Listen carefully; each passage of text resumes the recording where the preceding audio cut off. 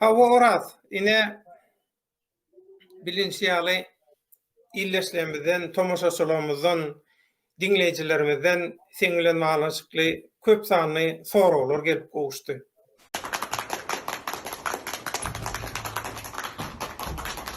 Тихо, тихо! Я большой человек, оттуда пришел, я вам не халям-балям. Голосуйте за меня все, ага?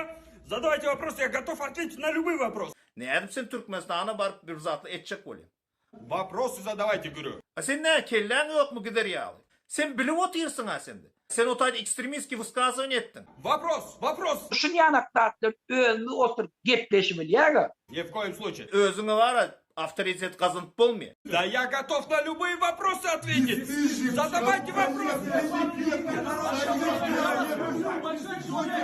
Тихо, тихо, тихо! Что вы сказали? Sen hemme tarapdan seni gowy tanydym. Şoň üçin sen hakykatdan ham halkyň alkyşyna, gollugyna münasip bolan.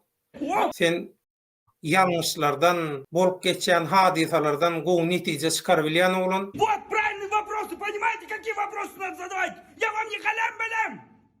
Короче, этого человека в 6 часов сразу со мной вместе. А вы неправильно, у меня все, времени нет. Давайте.